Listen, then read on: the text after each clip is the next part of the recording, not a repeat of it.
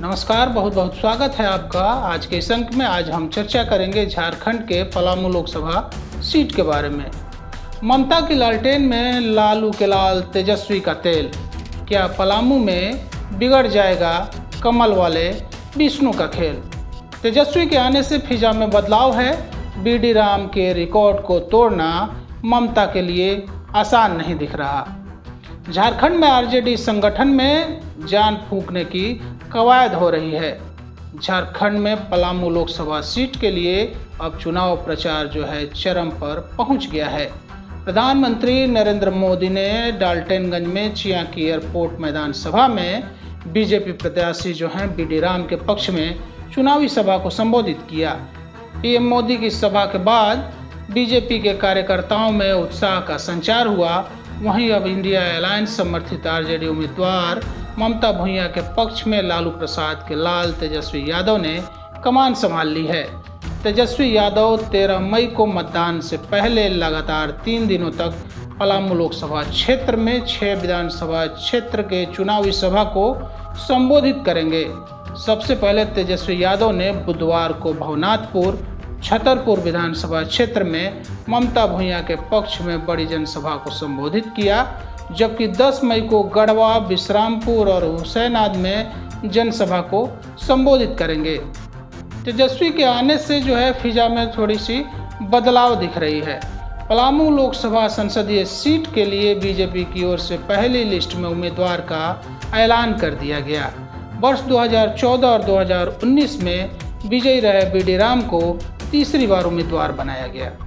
BD Ram के नाम की घोषणा के पहले ममता भुइयां भी बीजेपी में ही थी और टिकट नहीं मिलने की उम्मीद में उन्होंने आनन फानन में पाला बदला और आरजेडी में शामिल हो गई।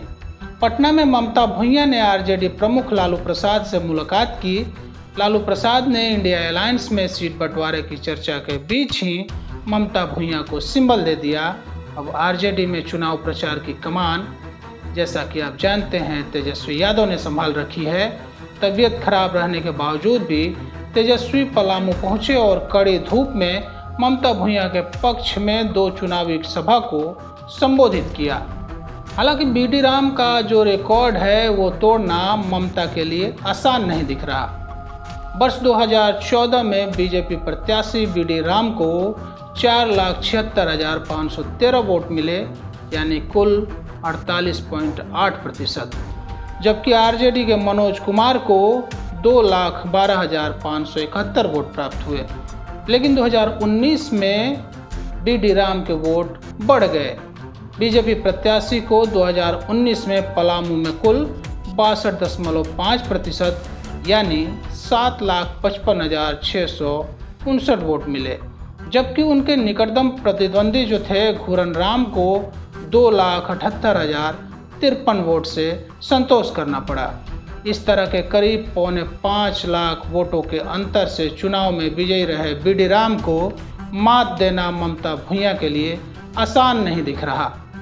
वहीं जिस तरह से पलामू में प्रधानमंत्री नरेंद्र मोदी की जनसभा में भीड़ उमड़ी, उसे देखकर बीजेपी कार्यकर्ताओं का जोश जो है वो हाई है और जीत का नया रिकॉर्ड बनाने का दावा कर रहे हैं।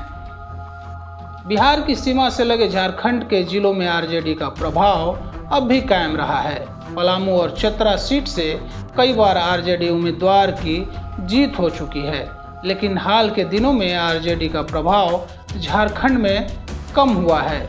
यही कारण है कि लालू प्रसाद के दबाव के बावजूद चतरा सीट को कांग्रेस ने आरजेडी के लिए छोड़ने से इनकार कर दिया। अब झारखंड में सिर्फ पलामू सीट से आरजेडी उम्मीदवार चुनावी मैदान में हैं।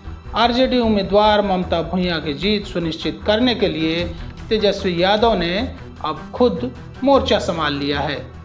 यही कारण है कि तबीयत खराब रहने के बावजूद तेजस्वी यादव ने हेलीकॉप्टर से पलामू पहुंचे। उनकी तबीयत इतनी खराब है कि खड़े होकर भाषण देने में भी उन्हें परेशानी हो रही है। इस कारण कुर्सी से बैठकर ही उन्होंने मंच से भाषण दिया। वहीं मंच पर चढ़ने और उतरने में भी तेजस्वी को सहारा लेना पड़ा। तेजस्वी यादव के पलामू आने से आरजेडी और इंडिया अलायंस के समर्थकों में उत्साह है।